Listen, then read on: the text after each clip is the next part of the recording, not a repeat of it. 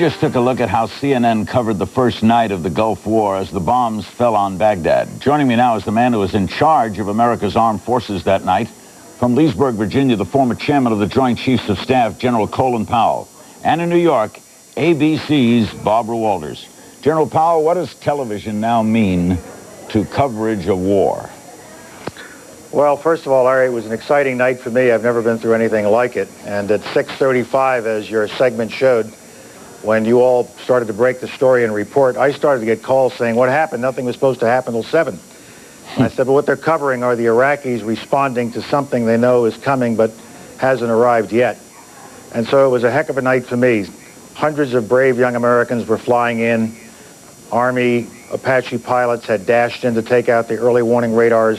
Cruise missiles were streaking in. It was quite a night. And television really did change it all because you could see a war or hear about a war in the first few hours in real time. And not just America, but the whole world that night. Everybody that had access in any way to CNN was watching a war in real time. And it fundamentally changes the way you manage the war, if not actually conduct it, but the way you present the war to the people who are watching and the people who have the greatest interest in it, the people whose kids are in that war. From a military standpoint, for the better or the worse? I think it's a mix. That night I was very delighted to get some reporting out of Baghdad from your guys. And so I watched it all night long. It was a useful source of intelligence. Sometimes I grit my teeth when I saw Saddam Hussein using television as a propaganda tool, and when I sometimes saw reporting that frankly gave me a little bit of pause with respect to what it was saying about things we were doing and some of our troop movements. But on balance, I think it is something that we have to live with, and it has its good sides and bad sides. Barbara, what's your read now on the impact of the mass media on Affairs International? Well, let me, just because you're talking about the Gulf War, first of all, I feel rather humbled, Larry, to be on talking about the Gulf War in the company of General Powell, because it was not just his guidance, but his composure, I think, that made all of us feel a lot calmer than we might have when this war was on. But let me tell you how I heard about it, and you're welcome, General, through CNN. I was in Russia doing an interview with Boris Yeltsin. I thought that was a big coup. And I had a bad back. We had done the interview, I had gone to my hotel room, and I was lying on the floor sleeping because the bed was too soft, when there was a knock on the door from my assistant, Brian Renfro, and he said, turn on the television. And I said, I'm on the floor. Why am I going to turn on the television? He said, CNN has just announced the Gulf War has begun. I got up off the floor. We flew home. We aired that interview with Boris Yeltsin. I don't think anybody cared. I mean, if ever there was an interview that no one was interested in.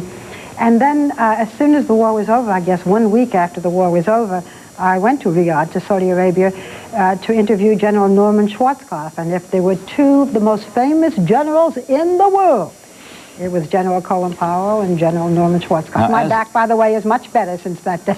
As a news person, that has changed the whole world of coverage, has it not? What do you think the impact is from now on? Well, first of all, as the general was saying, there are no secret wars. There are no secrets anymore because CNN is everywhere. For those of us reporting on other networks, when we are overseas, and our own network is not on in all of those cities, I mean, that's where we are. That's where we get our news. So it has impact everywhere. There are no great secrets. And what the general was talking about when he learned things or saw things sometimes on CNN, this is something that at times I would think, General, could be very difficult, that you can't keep things secret. Yes, you know, if I may, Larry, we finally got into a pattern of how to handle the 24-hour-a-day coverage.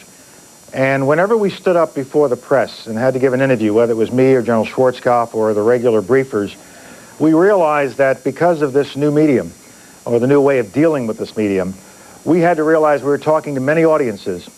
There were the reporters asking us the questions. The American people were watching, and it was their kids who were fighting the war. 170 capitals around the world were all watching in real time. Every foreign minister, every prime minister, every president, every minister of defense, all the people in those countries are watching. And also your enemy is watching. And it's a way to communicate with your enemy, but also to keep secrets from your enemy. And then finally, because of the power of the information and technology revolutions, the troops who are actually going to do the fighting are also watching. The pilots aboard the ships could see CNN.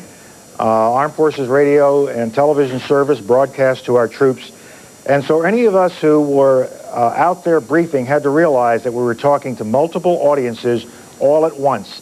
And you mentally had to get your message straight so that you could touch all of those audiences without saying anything you didn't want to say to your enemy, but you did want to say to your allies and friends. Well said. It fundamentally changes the way that you manage a conflict. And Barbara, we have less than 30 seconds. Okay. Are we being managed? Well, that is the big question, and that was a question during the Gulf War. How much can we find out? How much should we know? Now that we can go everywhere, now that we can see everything, is there anything that our own government should keep from us for our own safety? We'll be examining that in many nights ahead. Thank you both very much. Barbara Walters and General Colin Powell. Still ahead, Anita Hill.